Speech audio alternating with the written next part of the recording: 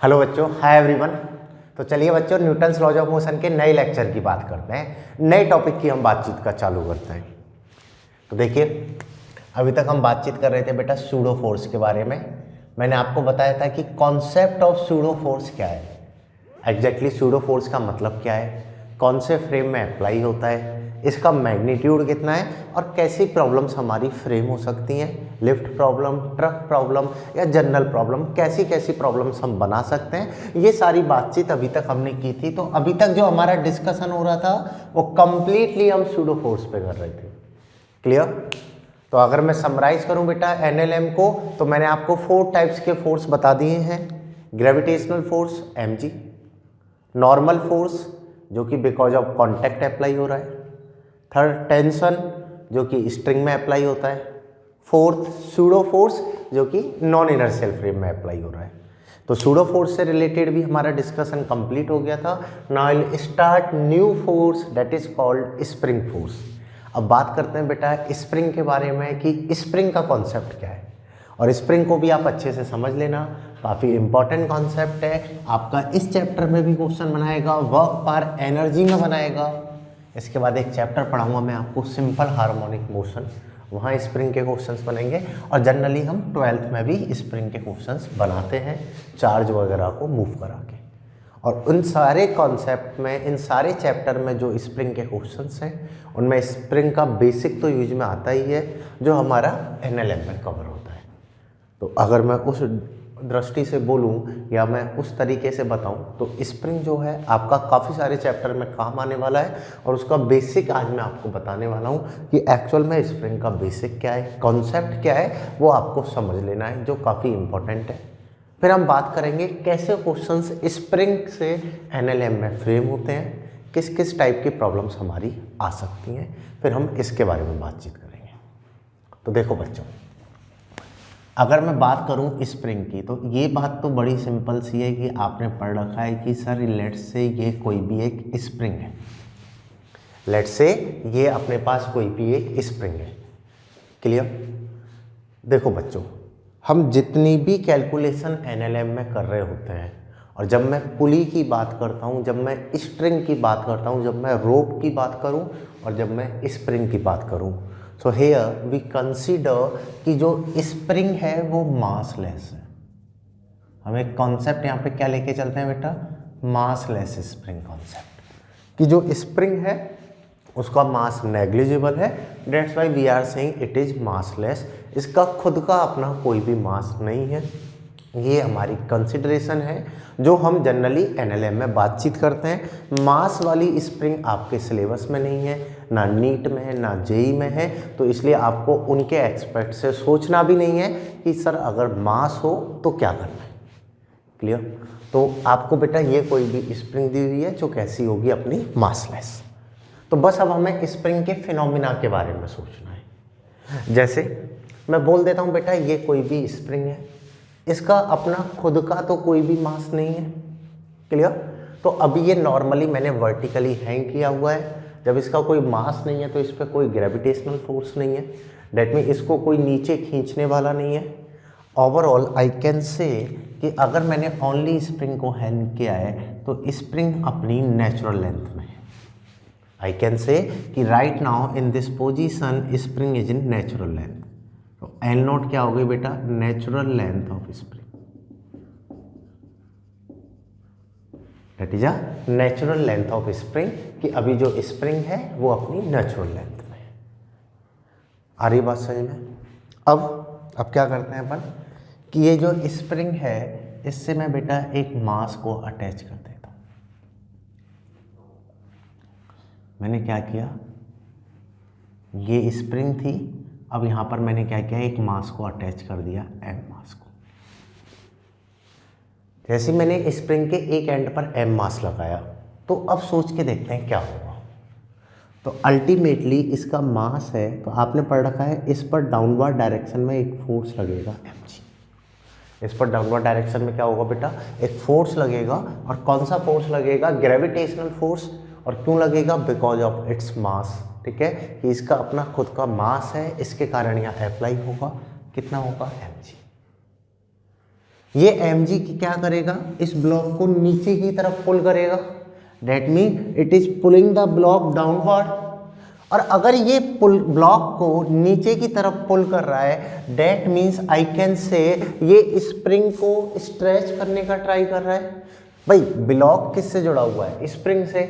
अगर ब्लॉक नीचे जाएगा तो इससे जुड़ा हुआ एंड ऑफ स्प्रिंग भी किधर जाएगा, नीचे। That means overall I can say कि स्प्रिंग में एक्सटेंशन होगा, स्प्रिंग की लेंथ में चेंज होना स्टार्ट होगा। आ रही बात समझ में कि व्हाट आई कैन से कि when here mg is pulling, तो जो ये स्प्रिंग की लेंथ है इसमें चेंज होना स्टार्ट होगा, बिकॉज ये इसको नीचे पुल करेगा। आ रही बात समझ में कि सर ये तो इसकी नेचुरल लेंथ थी, बट यहाँ पर mg लगने के कारण इसकी लेंथ में एक्सटेंशन आया। तो ये क्या हो गया बेटा, एक्सटेंशन हो गया स्प्रिंग की लेंथ में। क्लियर, ये भी बात समझ में आती है। जैसे कोई भी पेन की स्प्रिंग है, अगर मैं फोर्स लगा के खींचता हूँ वो बड़ी हो जाती है, क्योंकि जैसे फोर्स लगाए तो उसमें क्या आएगा, एक्सटेंशन आएगा। आ रही बात समझ में। तो हुआ क्या, जैसे ही मैंने ब्लॉक को अटैच किया तो इसमें एक्सटेंशन आया, इस एक्सटेंशन के कारण स्प्रिंग की लेंथ में चेंज हो गया। अब देखो बेटा, जैसे अगर मैं स्प्रिंग के दो एटम्स की बात करूं तो इन एटम के बीच में पहले दूरी अलग थी, लेकिन यहां पर एक्सटेंशन के कारण इनके बीच का दूरी क्या हो गया, बढ़ गया। और ये पहले अगर अपनी स्टेबल पोजीशन में थे तो अब इनकी पोजीशन में चेंज हो गया, और ये इस बात को अपोज करेंगे और ये क्या चाहेंगे, अपनी उसी पोजीशन में आना। भाई कोई जिस कंफर्ट जोन में है, कोई किसी रिलैक्स पोजीशन में है, तो वो उसी तरीके से रिलैक्स रहना चाहेगा। अगर उसकी पोजीशन को बदलोगे तो वो वापस से चाहेगा ना कि मैं वहीं पहुंचूं, वहां जाके आराम से रिलैक्स हो जाऊं। क्लियर, तो ये रिलैक्स होना चाहेगा। डेट मीन्स स्प्रिंग के जितने भी मॉलिक्यूल्स हैं, वो एटम है, वो सब क्या चाह रहे हैं, अपनी आप पोजीशन में वापस आना चाह रहे हैं। स्प्रिंग अपने आप को रीस्टोर करना चाहेगी, अपनी लेंथ को क्या करना चाहेगी, रीस्टोर। और रीस्टोरिंग का रीजन क्या है कि यहाँ इंटर मॉलिक्यूलर अट्रैक्टिव फोर्स लग रहा है। जैसे ही स्प्रिंग स्ट्रेच हुई तो मॉलिक्यूल्स की पोजीशन में चेंज हुआ, लेकिन मॉलिक्यूल्स अपनी ओरिजिनल पोजीशन में आना चाहते हैं, तो वो स्प्रिंग को अपनी नेचुरल लेंथ में लाने का ट्राई करेंगे, बिकॉज उनके बीच का इंटर मॉलिक्यूलर अट्रैक्टिव फोर्स चाहेगा कि ये अपनी ओरिजिनल पोजीशन में है। That means overall I can से इन spring restoring force will produce. क्या होगा, स्प्रिंग में रीस्टोरिंग फोर्स प्रोड्यूस हो जाएगा। आ रही ना बात समझ में। और जो किधर लगेगा बेटा, कि जिधर एक्सटेंशन हुआ है उसके अपोजिट डायरेक्शन में, जिधर एक्सटेंशन हुआ है उसके अपोजिट में, क्योंकि वो स्प्रिंग को रीस्टोर करना चाह रहा है, वो स्प्रिंग को उसकी नेचुरल लेंथ में लाना चाह रहा है। क्लियर, अगर स्प्रिंग को उसकी नेचुरल लेंथ में लाना चाहेगा, इसको रीस्टोर करना चाहेगा, सो here I can say that force is called spring force. That force is also called restoring force. और ये कितना होगा, अगर मैं इसकी बात करूं तो that is proportional to negative of displacement. That is proportional to negative, क्या बता रहा है कि जिधर एक्सटेंशन है उसके अपोजिट में, और जितना ज़्यादा एक्सटेंशन होगा उतना ज़्यादा स्प्रिंग का फोर्स प्रोड्यूस होगा, उतना ज़्यादा स्ट्रांगली ये अपनी नेचुरल लेंथ में आने का ट्राई करेगा। So overall I can say here spring force that is proportional to -x, और if I remove this proportional sign तो बेटा एक कांस्टेंट आ जाएगा, and that will become F equal to -kx। Here K is called spring constant। जैसे आपने देखा होगा पेन की स्प्रिंग है और एक बाइक की स्प्रिंग है, तो दोनों में से किसको प्रेस करना ईजी है, पेन की, क्योंकि उसका स्प्रिंग कांस्टेंट, उसकी जो टफनेस है स्प्रिंग की वो कम है, और बाइक का जो सॉकर है, बाइक की जो स्प्रिंग है उसकी टफनेस ज़्यादा है, दैट मीन्स उसका K ज़्यादा है। So here K is called spring constant, X is a extension और compression, that is a extension or compression in the spring. K is a spring constant, X is a extension or compression in the spring, and Fs is a spring force. Clear? That is called spring force.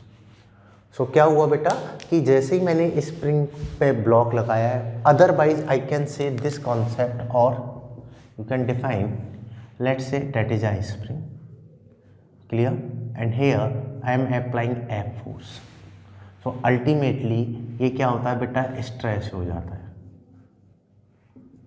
Ultimately ये इतना stretch हो जाता है, ये इसकी L0 natural length है, अब ये X स्ट्रेच हो गया.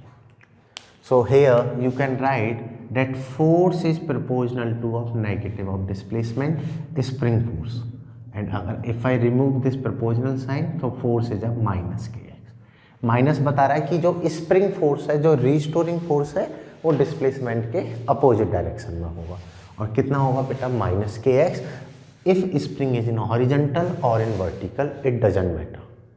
आ रही बात समझ में कि दैट थिंग डजंट मैटर कि इसको हॉरिजेंटल रखा है, वर्टिकल रखा है और इंक्लाइंड पे है. जैसे लेट से ये स्प्रिंग है, यहाँ पर ये ब्लॉक है, तो here you can also say force that is equal to होगा माइनस के एक्स.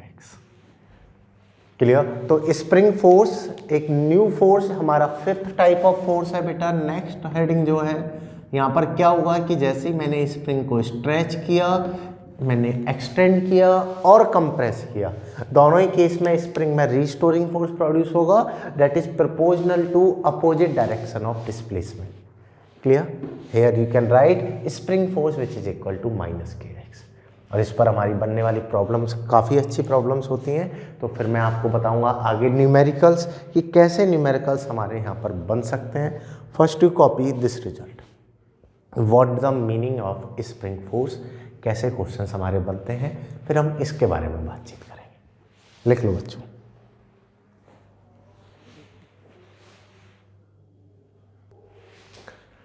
तो ये तो हो गया हमारा स्प्रिंग फोर्स कि स्प्रिंग फोर्स को लिखना कैसे है, F equal to minus k x. Clear? अब बात करते हैं कि इस पर न्यूमेरिकल्स हमारे कैसे बनने वाले हैं. सबसे पहले तो हो गया कि लिखते कैसे हैं, फिर अब बात करते हैं बेटा न्यूमेरिकल्स की. देखो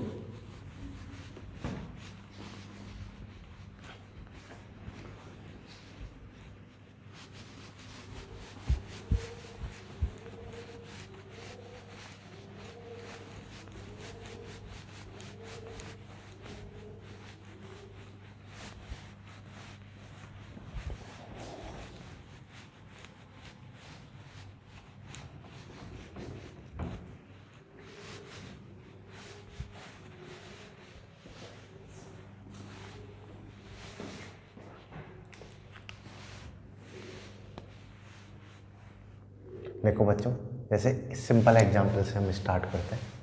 लेट्स से मैं बोल देता हूँ बेटा, ये कोई भी एक सपोर्ट है जिससे मैंने स्प्रिंग को हैंग कर रखा है, and the spring constant of this spring that is equal to 400 newton per metre. That spring constant that only depends on the toughness of the spring and it is fixed for a different type of springs.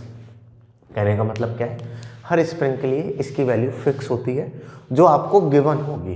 Clear? वो आपको given होगी. You can not predict कि ये spring बड़ी है ये छोटी है. इस वे में हमें प्रेडिक्ट नहीं करना है कि आपको गिवन होगा, अदरवाइज ऐसी इंफॉर्मेशन गिवन होगी जिससे आप के निकाल पाओ. आ रही ना बात समझ में? तो प्रॉब्लम क्या है, here this spring is given and the mass 10 kg is hang to the spring. इस स्प्रिंग के एक एंड से कितना मास हैंग किया, 10 kg. Then determine extension in spring. Determine extension in spring, कि स्प्रिंग में एक्सटेंशन कितना होगा. आ रही ना बात समझ में? कि determine extension in spring. Clear? When block is in equilibrium condition.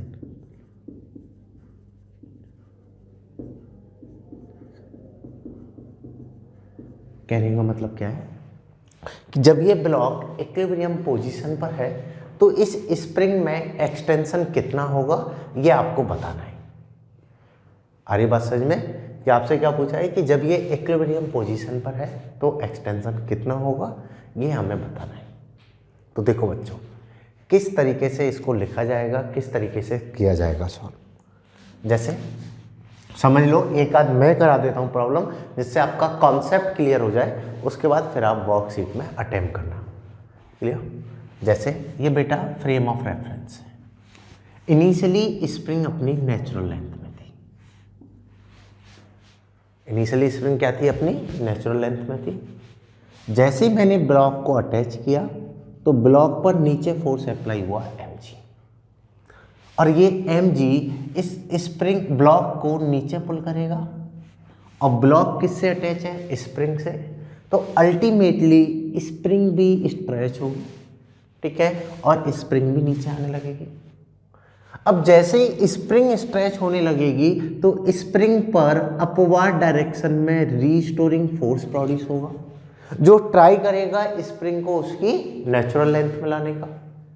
क्या हो रहा है? mg तो नीचे खींच रहा है जिससे स्प्रिंग की लेंथ में चेंज हो रहा है, लेंथ इसकी बढ़ रही है, लेकिन स्प्रिंग अपनी नेचुरल लेंथ में रहना चाहती है तो स्प्रिंग में रीस्टोरिंग फोर्स प्रोड्यूस होगा। जैसे जैसे mg इसको नीचे एक्सटेंड करेगा वैसे वैसे एक्सटेंशन बढ़ेगा, और अगर एक्सटेंशन बढ़ेगा तो आपने पढ़ा है spring force amount is proportional to amount of displacement. मतलब एक्सटेंशन बढ़ेगा तो ऊपर स्प्रिंग फोर्स बढ़ेगा, और एक पोजीशन ऐसी अचीव होगी जिस पर आई कैन से कि यहाँ पर बेटा जो एक्सटेंशन के कारण स्प्रिंग फोर्स है डेट इज इक्वल टू होगा अपने mg के, and that position is called equilibrium position. आया समझ में? एक बार वापस से समझ लो बेटा कि स्प्रिंग में एक्सटेंशन होने लगा, ठीक है, एक ऐसी पोजीशन अचीव होगी, एक ऐसा पर्टिकुलर इंस्टेंट आएगा जहां पर स्प्रिंग फोर्स mg के इक्वल हो जाएगा। That means net force zero होगा, और नेट फोर्स जीरो हो that position, that condition is called equilibrium condition. और मुझे निकालना है उस इक्विलिब्रियम कंडीशन पर ही एक्सटेंशन कितना होगा। तो कहाँ मिली हमें equilibrium condition? When spring force that become equal to mg। जब स्प्रिंग फोर्स हमारा किसके इक्वल होगा? mg के। कितना है स्प्रिंग फोर्स? तो kx है, kx किसके इक्वल होगा? mg के। तो कहने का मतलब क्या हुआ बेटा? मुझे क्या निकालना है? एक्सटेंशन। कितना आ गया अपना? mg by k। बस वैल्यू को आप यहाँ पे पुट कर दो। m कितना है? 10, g कितना है? 10, k कितना है? 400, तो ये आया 1/4, दैट मीन 0.25 मीटर। तो here answer is 25 centimetre. Spring में कितना एक्सटेंशन प्रोड्यूस होगा इक्विलिब्रियम पोजीशन पर? 25 सेंटीमीटर। आ रही है प्रॉब्लम समझ में? कि फर्स्ट टाइप अगर मैं एकदम सिंपल प्रॉब्लम की बात करूं कि जैसे ही मैं स्प्रिंग से ब्लॉक को हैंग करूंगा तो स्प्रिंग में एक्सटेंशन प्रोड्यूस होगा। लेट्स से यहाँ पर x एक्सटेंशन आया है तो ओवरऑल स्प्रिंग में फोर्स आ जाएगा kx। इक्विलिब्रियम के लिए kx इक्वल टू होगा अपना mg। तो I can say here displacement is equal to होगा 25 सेंटीमीटर। आई बात समझ में नहीं आई? कोई डाउट नहीं है? जैसे आ रही ना बात समझ में कि एकदम सिंपल है। स्प्रिंग में स्प्रिंग फोर्स और रीस्टोरिंग फोर्स प्रोड्यूस होता है which act opposite to the extension और कंप्रेशन। अगर एक्सटेंशन है तो ऊपर लगेगा, कंप्रेशन होता तो नीचे लगता, मतलब कि अपने चेंज होने का अपोज करता है, that is called restoring force. आ रही बात समझ में? क्लियर? एक और छोटा सा concept, in some books they called it Hooke's law. Even I will teach you complete statement of Hooke's law in properties of matter, but in some books they mention here that is a Hooke's law। तो आप उससे confuse मत होना कि sir ने तो हमें ऐसा कुछ बताया नहीं, ठीक है। सो that is Hooke's law is also F is proportional to X। आ रही बात समझ में? तो बच्चों ये वाला आप कॉपी करो, फिर अगले एक और न्यूमेरिकल की बात करते हैं और कैसा हमारा न्यूमेरिकल यहाँ पे फ्रेम हो सकता है। चलिए अगला न्यूमेरिकल चेक करते हैं।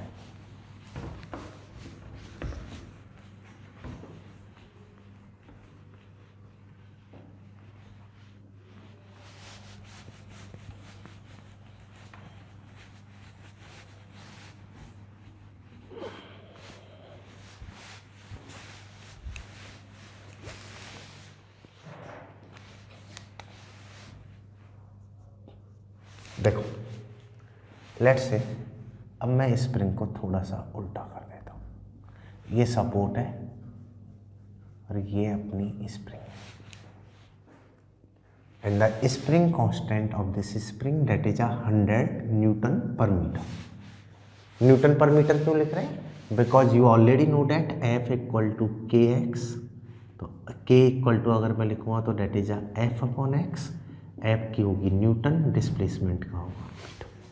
दैट्स वाई इसका यूनिट होता है न्यूटन पर मीटर। इसमें तो कोई कंफ्यूजन आपको नहीं होगा। क्लियर? तो आपको बोला है बेटा ये स्प्रिंग है and the spring constant of the spring is 100 newton per metre. Clear? अब देखो बच्चों, जैसे ही मैं इस पर कोई भी एक m मास का ब्लॉक रखता हूँ,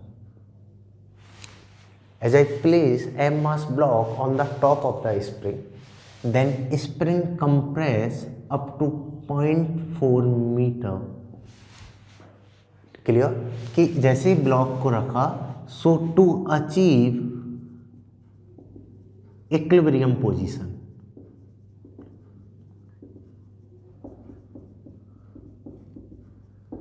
spring compressed up to 0.4 meter distance, then determine m। Mass m की वैल्यू क्या होगी? जैसे मैं m मास को रखता हूं तो इक्विलिब्रियम तक आने तक ये 0.4 मीटर कंप्रेस होती है। प्रॉब्लम में क्या किया मैंने? स्प्रिंग को अब उल्टा कर दिया है। आपने देखा होगा पहले नीचे हैंग किया था, अब स्प्रिंग को ऐसे रखा है जिसका स्प्रिंग कांस्टेंट है इतना। जैसे ही ब्लॉक को m मास को इसके ऊपर से डाला तो इक्विलिब्रियम तक आने तक ये 0.4 मीटर कंप्रेस कर रहा है। Then you determine value of m mass, कि ये जो m मास है इसकी वैल्यू क्या होगी ये आपको बताना है। क्लियर? कि ये जो m मास है इसकी वैल्यू क्या होगी ये आपको बताना है। तो देखो बच्चों कैसे सॉल्व किया जाए सर इसे, कि कैसे बताएं कि इसकी वैल्यू क्या होगी। तो देखो कैसे लिखोगे?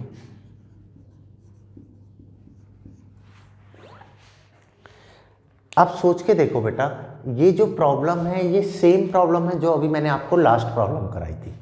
ओनली डिफरेंस क्या है? उसमें ब्लॉक को नीचे हैंग किया था, इसमें ऊपर डाला है। आ रही बात समझ में? चलो कौन सी कंडीशन बोली है आपको? इक्विलिब्रियम। इक्विलिब्रियम का मीनिंग क्या हो गया? नेट फोर्स क्या है? जीरो। इक्विलिब्रियम का मीनिंग क्या है? कि जो नेट फोर्स है वो जीरो है। कहने का मतलब क्या हुआ कि इस पर नीचे तो कौन सा फोर्स लग रहा है? mg, जो इसको नीचे खींच रहा है। ठीक है, जैसे ये नीचे आएगा तो स्प्रिंग कंप्रेस होगी, तो नेचुरल लेंथ में जाने के लिए रीस्टोरिंग फोर्स किधर लगेगा? ऊपर। नीचे mg लगा, ऊपर रीस्टोरिंग फोर्स लगा। क्लियर? क्योंकि स्प्रिंग फोर्स अब किधर जाएगा? ऊपर। ये तो अपने चेंज का अपोज कर रहा है, अब स्प्रिंग कंप्रेस हो रही है तो स्प्रिंग फोर्स चला गया ऊपर। आई बात समझ में? क्या कोई और फोर्स लग रहा है? एक तो वेट है, एक स्प्रिंग का स्प्रिंग है, कहीं कांटेक्ट नहीं है तो नॉर्मल फोर्स नहीं है, नॉन इनर्शियल फ्रेम नहीं है तो कोई भी एक्सीलरेशन भी नहीं है। आ रही बात समझ में? So here I can say that is equal to over this one. अब इक्विलिब्रियम है तो spring force that is equal to क्या होना चाहिए? mg। इक्विलिब्रियम के लिए स्प्रिंग फोर्स इक्वल टू क्या होगा? mg। कितना होता है spring force? kx that is equal to क्या होगा? mg। क्लियर? आपसे पूछा है बेटा m मास की वैल्यू क्या होगी, तो इसको आप क्या लिखोगे? kx upon g। क्या होगा m मास? kx upon g। अब जो जो डेटा आपको गिवन है उस डेटा को यहाँ पर आप पुट कर दो। k है 100, वैल्यू ऑफ x कितना है 0.4 मीटर और g कितना है अपना 10। तो बेटा 0 से 0 कैंसिल आउट होगा, 0.4 इंटू 10 अगर आप करोगे तो m that is equal to आ जाएगा 4 kg। वही सेम प्रॉब्लम थी, उसमें मैंने x पूछा था, यहाँ पर आपसे m पूछ लिया है। आ रही बात समझ में? उसमें इस ब्लॉक नीचे था, इसमें ब्लॉक को ऊपर से रखा है, लेकिन जो कॉन्सेप्ट है वो सेम है, इक्विलिब्रियम पोजीशन। और इक्विलिब्रियम का सिंपल सा मीनिंग है कि नेट फोर्स हमें क्या कर देना है, 0। इक्विलिब्रियम का सिंपल मीनिंग क्या है कि नेट फोर्स को बेटा हमें 0 कर देना है। अगर नेट फोर्स 0 है तो सिस्टम इक्विलिब्रियम में होगा। ये वाला कॉन्सेप्ट हमें अप्लाई करना था, तो इसे भी आप कॉपी कर लो। देन चेक करते हैं नेक्स्ट न्यूमेरिकल और कैसी प्रॉब्लम हमारी फ्रेम हो सकती है। तो ये आप लिख लो बच्चों।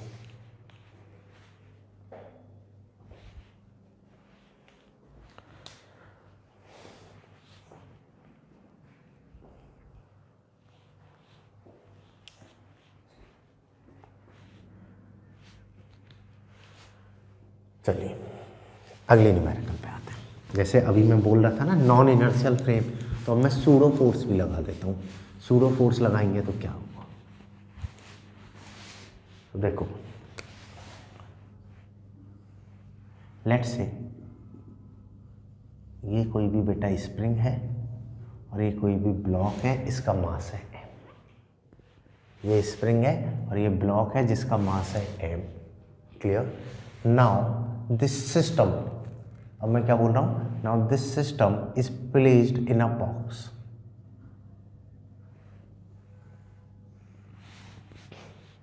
ठीक है, और ये बॉक्स के नीचे लगा दिया हमने क्या है, ट्रक। अब क्या बन गया, ये ट्रक बन गया। ठीक है, ये हो गया अपना ट्रक और इसके अंदर ऐसे स्प्रिंग ब्लॉक रखा है। And that truck is moving with acceleration a। That truck is moving with acceleration a। Then determine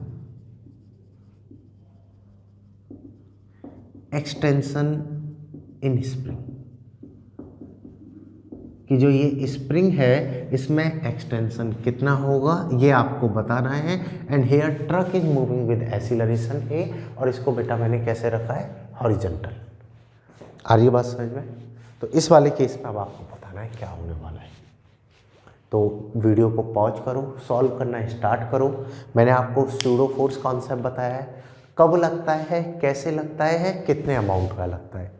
मैंने आपको स्प्रिंग फोर्स बताया है, ग्रेविटेशनल नॉर्मल टेंशन की तो हमने काफ़ी सारी बातचीत ऑलरेडी की हुई है। ये पूरा कॉन्सेप्ट लगाओ, आपके आंसर्स ऑटोमेटिकली आते हुए चले जाएंगे। बाकी मेरे साथ समझ लो कि कैसे सॉल्व हम इसे करने वाले हैं। मुझे क्या निकालना है, एक्सटेंशन इन स्प्रिंग, कि स्प्रिंग में एक्सटेंशन क्या होगा। तो सबसे पहले चेक करते हैं होगा या नहीं होगा। होगा तो कौन सी डायरेक्शन में होगा, क्या होगा। ठीक है, चाहे वो एक्सटेंशन हो और वो कंप्रेशन हो। ठीक है, कुछ भी हो, एक्सटेंशन और compression, that means displacement in spring क्या होगा, ये मुझे बातचीत करनी है। तो देखो बच्चों, मैंने बोला है कि आप एफबीडी बनाओ। सबसे पहले क्या करो, ब्लॉक का एफबीडी बनाते हैं। ब्लॉक पर लगने वाले जो भी फोर्सेज हैं उनको हम स्टेप बाय स्टेप ड्रॉ करते हैं। आफ्टर देन फिर हम चेक करेंगे कि इस ब्लॉक के साथ स्प्रिंग कंप्रेस होगी, एक्सटेंड होगी या नहीं होगी, और होगी तो फिर कितने अमाउंट से होगी, वो हमारा फाइनल आंसर होगा। क्लियर? तो देखो जैसे ये m मास का ब्लॉक है, तो इस पर नीचे कितना लगेगा बेटा, mg। m मास के ब्लॉक पर नीचे तो कितना फोर्स लगेगा, mg। बिकॉज ऑफ कॉन्टैक्ट ऊपर क्या लग रहा है, नॉर्मल। ये तो आप नॉर्मली ड्रॉ कर ही लोगे, इनकी तो हमने खूब बातचीत की है। ठीक है, क्या ब्लॉक वर्टिकली मूव करेगा, तो नहीं करेगा, तो इनका कोई वैसे यूज नहीं है। बस ये इंफॉर्मेशन मिल गई थी that normal is equal to mg। But normal way में इनका कहीं भी कोई उपयोग हमारा नहीं होने वाला है इस पोस्चर में, क्योंकि इसका वर्टिकल मूवमेंट नहीं है। हमें तो स्प्रिंग्स के रिलेटेड इंफॉर्मेशन निकालनी है, उसमें इनका कोई रोल नहीं दिख रहा है। क्लियर? अगला, ये जो ट्रक है ये एक्सीलरेशन से मूव कर रहा है, डेट मीन ये पूरा सिस्टम एक एक्सीलरेशन से जा रहा है। सो ओवरऑल आई कैन से ये नॉन इनर्शियल फ्रेम हो गया। Overall what I can say कि that is a non inertial frame. और अगर ये नॉन इनर्शियल फ्रेम है तो इस पर अपोजिट डायरेक्शन में क्या लगेगा बेटा, pseudo force, which is equal to क्या होगा, mass of the block multiplied by acceleration of the system. तो कहने का मतलब क्या हुआ, because of this truck acceleration, because of this non inertial frame, a pseudo force act on the m mass block, a pseudo force act on the m mass block and that is equal to m. और ये M spring को क्या कर रहा है, compress कर रहा है। सो ओवरऑल स्प्रिंग में क्या होगा, स्प्रिंग फोर्स प्रोड्यूस होगा विच इज इक्वल टू क्या होगा बेटा, के एक्स। क्लियर। और ये अगर मैं इक्विलिब्रियम तक की बात करूं तो कब तक, जब तक के एक्स इक्वल टू ना हो जाए अपना एम। आई बात समझ में। So overall here I can say extension और compression in the spring that is m a upon k, that is m a upon k. आ रही ना बात समझ में कि अगर मैं सूडो फोर्स और स्प्रिंग फोर्स को लिंक अप करता हूं तो ये प्रॉब्लम कुछ ऐसे भी बना सकता है। तो इसके भी आप कॉपी कर लो कि अगर आपको नॉन इनर्शियल फ्रेम दिया जाए तो इस बात से भी हमें कंफ्यूज नहीं होना है। इनको भी हम इस तरीके से लिख सकते हैं कि here displacement is equal to m a upon के।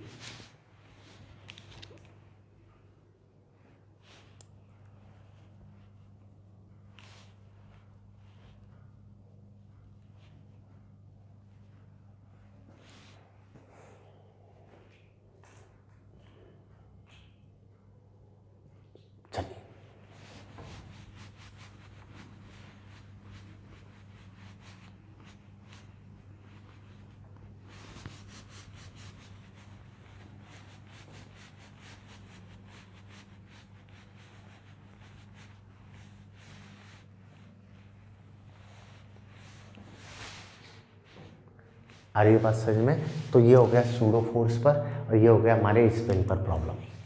और बातचीत करते हैं बेटा, स्प्रिंग पर और भी प्रॉब्लम्स बनी हुई हैं और भी कुछ डिफरेंट टाइप ऑफ प्रॉब्लम आई हुई हैं। तो देखो अगले एग्जाम्पल की बात करते हैं। लेट्स से आपको ये कोई भी एक सपोर्ट दिया हुआ है, ये स्प्रिंग है, इससे बेटा ये मैंने एक ब्लॉक हैंग कर रखा है, mass of this block is m, mass of this block is m. इससे मैंने ये दूसरा ब्लॉक हैंग कर रखा है, mass of this block is 2m। ये तो क्या है बेटा, अपना स्प्रिंग है और ये क्या है बेटा, अपना स्ट्रिंग है। ठीक है, इन वाली प्रॉब्लम्स को समझ लो कि अभी तक हम स्प्रिंग की बात कर रहे थे, अब मैंने स्प्रिंग से स्ट्रिंग को भी अटैच कर दिया है। ठीक है, कि ये m मास है, ये स्प्रिंग से जुड़ा हुआ है, ये 2m है, ये स्ट्रिंग से जुड़ा हुआ है। Now problem 1, at t equal to 0, जैसे ही मैंने ये पोजीशन रखी, determine acceleration, determine acceleration of each block. t equal to 0 पर जैसे ये पोजीशन हमने डाली है तो एक्सीलरेशन क्या होगा। हमारी बात समझ में। पहली प्रॉब्लम तो ये है। देन सेकंड प्रॉब्लम, जो क्वेश्चन आपके एग्जाम में भी आया हुआ है कि बेटा मैं क्या करता हूँ, अब ये मेरे पास सीजर है, सीजर से मैं इस स्ट्रिंग को कट कर देता हूँ। क्लियर, सीजर से हम क्या कर रहे हैं, स्ट्रिंग को कट कर देता हूँ। ठीक है, व्हेन स्ट्रिंग इज कट, जब मैंने स्ट्रिंग को क्या किया, काट दिया। Clear, then determine acceleration of each block. ये प्रॉब्लम काफ़ी अच्छी प्रॉब्लम है, काफ़ी अच्छा कॉन्सेप्ट है एक्चुअल में। ये कॉन्सेप्ट आपको समझ लेना है कि कटिंग ऑफ स्ट्रिंग, अगर आपको ऐसे क्वेश्चन आ जाए तो इनको किस तरीके से हमें अटेम्प्ट करना है। ठीक है, इसमें मैंने स्प्रिंग को ऊपर लगाया है और स्ट्रिंग को नीचे लगाया है, तो इन प्रॉब्लम को हमें किस तरीके से अटेम्प्ट करना है इसके बारे में बातचीत कर लेते हैं। देखो बच्चों, पहला तो बताना है t इक्वल टू 0 पर जब ये पोजीशन बनाई, अगला बताना है जब मैं स्ट्रिंग को काट रहा हूँ उसके बाद एक्सीलरेशन क्या है, काटने के बाद। क्लियर कि काट दिया तो क्या होगा। तो देखो कैसे करोगे ऐसे क्वेश्चन को सॉल्व। देखो बच्चों एक ही कॉन्सेप्ट है कि अगर स्ट्रिंग को काट दें, ठीक है, जैसे ही मैंने स्ट्रिंग को काट दिया, ठीक है, व्हेन स्ट्रिंग इज कट, या मैं ऐसे लिखता हूं after cutting of string, after cutting of string, string हो और स्प्रिंग हो कुछ भी हो, अगर मैंने एक बार स्ट्रिंग को काट दिया then tension in the string will become 0। तो क्या होगा बेटा, जैसे ही मैंने स्ट्रिंग को काट दिया, काटने के बाद जो यहां पर टेंशन है वो टेंशन 0 हो जाएगा। और सही बात भी है कि जब तक स्ट्रिंग टाइट है तभी तक उसमें टेंशन है, जैसे ही स्ट्रिंग को काट दिया वो लूज हो गई तो अब उसमें किस बात का टेंशन। आ रही ना बात समझ में। तो जब तक स्ट्रिंग को काटा नहीं है तब तक तो उसमें टेंशन है, और जैसे ही मैंने स्ट्रिंग को काट दिया तो उसके बाद उसमें कोई भी टेंशन नहीं होगा। क्लियर है ये चीज। अब देखो बच्चों, अब प्रॉब्लम को अटेम्प्ट करते हैं। जैसे फर्स्ट पार्ट समझ लो, मैंने दोनों पार्ट इसलिए लिखे ताकि मैं पूरे केस को आपको पॉइंट बाय पॉइंट समझा पाऊं, आप पूरे कॉन्सेप्ट को पॉइंट बाय पॉइंट समझ पाओ। तो बात है क्या है, आपको बोला है कि भाई ये कोई भी स्प्रिंग है, इससे ये m मास है, फिर स्ट्रिंग है, फिर इससे ये सर कोई भी 2m मास है। क्लियर, ये एक m मास है फिर 2m मास है। t इक्वल टू 0 पर जैसे ही मैंने इसे बनाया तो देखो बच्चों होगा क्या क्या, FBD बनाते हैं। 2m पर तो सर जी नीचे लगेगा 2mg, ये 2mg इसको सर नीचे खींचेगा तो यहां पर एक टेंशन आएगा T। क्लियर सर, m पर नीचे लगेगा mg, ओवरऑल ये नीचे खींचेगा तो ऊपर सर एक स्प्रिंग फोर्स आएगा Fx। ओवरऑल ये ऊपर खींचेगा तो सर एक स्प्रिंग फोर्स आएगा Fx। आई बात समझ में। और धीरे धीरे ये स्प्रिंग फोर्स जो है एक्सटेंशन बढ़ता जाएगा, स्प्रिंग फोर्स का अमाउंट बढ़ता जाएगा, और एक टाइम बाद हमारी सर इक्विलिब्रियम पोजीशन आ जाएगी। एक टाइम बाद क्या होगा बेटा कि इक्विलिब्रियम पोजीशन अचीव हो जाएगी। आ रही बात समझ में कि हुआ क्या कि सर नीचे टोटल इस पर 3mg फोर्स लगा, इसके कारण स्प्रिंग स्ट्रेच होगी, और एक टाइम बाद क्या होगा, इक्विलिब्रियम पोजीशन अपनी अचीव हो जाएगी। सही बात है, समझ में आ रहा है कि एक टाइम बाद इक्विलिब्रियम अचीव हो जाएगी। उसके बाद फिर स्ट्रिंग को काट दिया, फिर क्या कहानी होगी वो बात की बात है। यहां तक आ रही बात समझ में।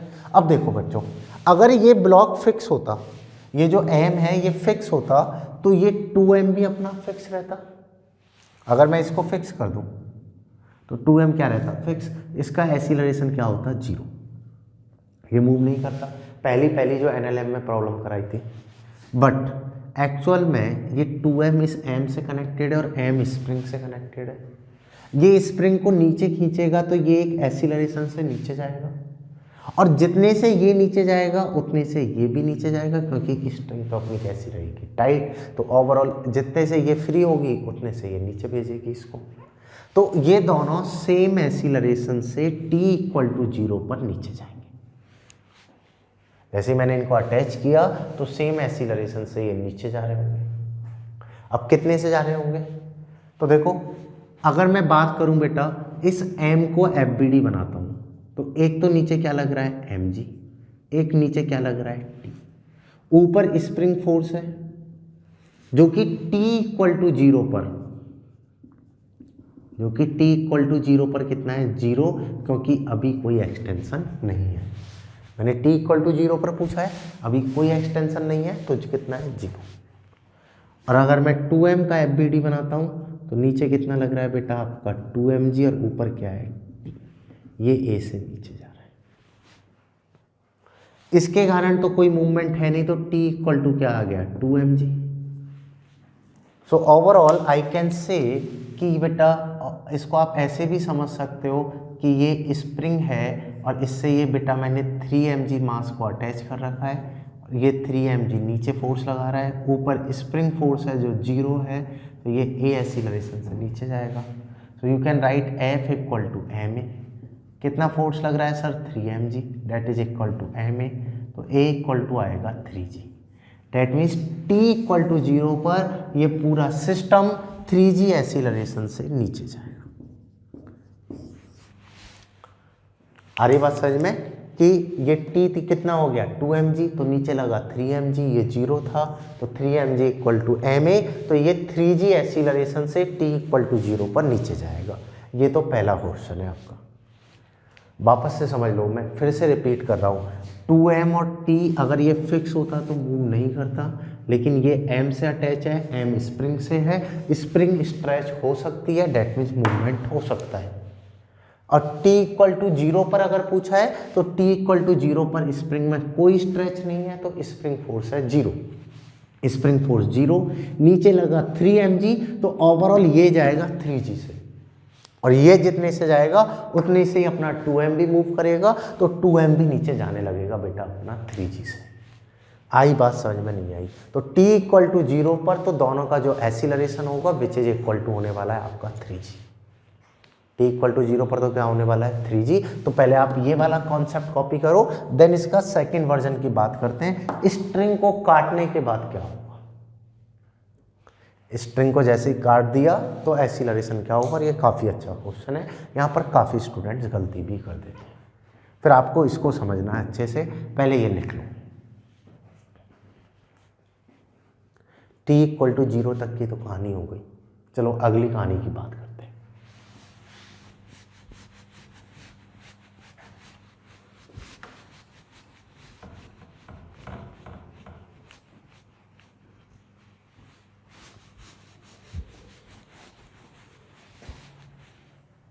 देखो बच्चों, अपनी अगली कहानी क्या है?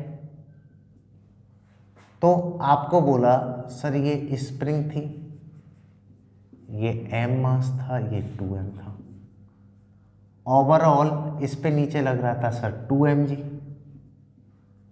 यहाँ पर था टेंशन, इस पर भी था टेंशन और नीचे था mg, और ऊपर आ गया था स्प्रिंग फोर्स, ऐसा MPT था। तो ये 3 mg से जैसे नीचे जाने लगा तो स्प्रिंग में एक्सटेंशन आने लगा, और कब तक आएगा? जब तक इक्विलिब्रियम पोजीशन अचीव ना हो जाए। ओवरऑल अपना एक्सटेंशन एक टाइम बाद स्प्रिंग फोर्स किसके इक्वल हो गया? 3 mg के। अगर मैं इक्विलिब्रियम के लिए बातचीत करूं तो उस टाइम पर हमारा स्प्रिंग फोर्स क्या हो जाएगा? 3 mg। अब सिस्टम इक्विलिब्रियम में है, ठीक है। We are not talking about oscillation and other terms. If some students are thinking about oscillations, तो अभी उसके बारे में ना सोचें, अभी हम इक्विलिब्रियम की अगर बातचीत कर रहे हैं। So here 3 mg is acting, तो ऊपर स्प्रिंग फोर्स में भी एक्सटेंशन आ गया, तो यहाँ पर भी अपना क्या लग जाएगा? 3 mg। सिंपल सी बात है। नाउ स्ट्रिंग इज कट, जैसे ही मैंने सीजर से इसको काटा तो अब डायग्राम क्या बनने वाला है? तो देखो बच्चों, ये स्प्रिंग है, ये ब्लॉक है, ये कट चुका है और ये 2m है। अब आप सोच के देखो, जैसे ये कट गया तो क्या 2m का इम्पैक्ट अब m पे रह पाएगा? क्या 2m अब m पे कोई फोर्स लगा पाएगा? तो कांटेक्ट था तब तो लगा रहा था, कटने के बाद तो कोई भी फोर्स नहीं लगेगा, इधर कहीं भी हमारा कोई भी इम्पैक्ट नहीं जाएगा। क्लियर? दैट मीन्स नीचे तो क्या था बेटा आपका 2 mg, और कोई फोर्स है नहीं, तो ये ए एक्सीलरेशन से हम नीचे गिर रहा है। एक तो आप डायरेक्टली बोल सकते हो ये क्या हो रहा है बेटा? फ्री फॉल हो रहा है। फ्री फॉल है तो कितने एक्सीलरेशन से नीचे जाएगा सर? जी से।